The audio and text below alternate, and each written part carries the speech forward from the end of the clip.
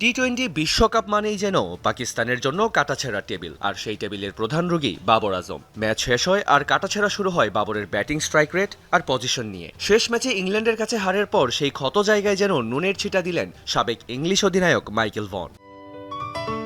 Ceylon টি রপ্তানিতে শীর্ষে। বাবর আজম কি এখন কেবলই একজন ইন্স্যুরেন্স পলিসি? ভনের যুক্তি শুনলে চোখ কপালে উঠবে। তার মতে পাকিস্তান কোচ মাইক হেসন বাবরকে ব্যবহার করছেন বিপদে জীবন বাঁচানোর বীমা হিসেবে। পাশাপাশি বাবরকে এখন আর টি-20-র উপযোগী ব্যাটার হিসেবে মানতে নারাজ সাবেক এই ইংলিশ অধিনায়ক। He clearly has to play Babar Azam, and he's using him as an insurance policy. Babar আজমকে মাইক হেসন দারুণভাবে ডিল করেন, কারণ বাবরকে তার খেলাতেই হচ্ছে এবং হেসন তাকে ব্যবহার করেন ইন্স্যুরেন্স পলিসির মতো।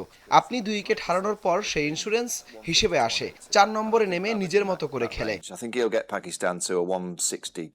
পরিসংখ্যানও কিন্তু কথা বলছে ভনের পক্ষেই। চলতি বিশ্বকাপে 4 ইনিংসে বাবরের গড় 22.75, আর স্ট্রাইক রেট মোটেও টি-20 সুলভ নয়, মাত্র 112।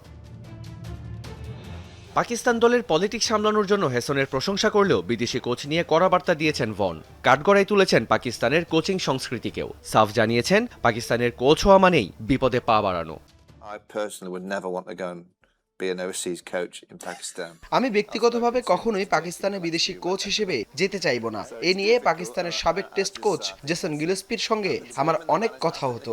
কোচিং করানো খুবই কঠিন, তবে হেসন তার দল ও টিম ম্যানেজমেন্ট ভালোভাবেই সামলাচ্ছে। To watch over the course of the last 20 years, Babar is in that list. প্রশ্ন এখন একটাই, ইন্স্যুরেন্স পলিসি দিয়ে কি আর বিশ্বজয় সম্ভব? বাবর কি পারবে তার পুরনো আগ্রাসী রূপে ফিরতে? জবাবটা হয়তো কেবল সময়ের হাতে। তবে বাবরকে ঘিরে সমালোচনার এই ছুরিকাছি যে এখনই থামছে না তা নিশ্চিত। রিয়ান রাফতি, যমুনা স্পোর্টস।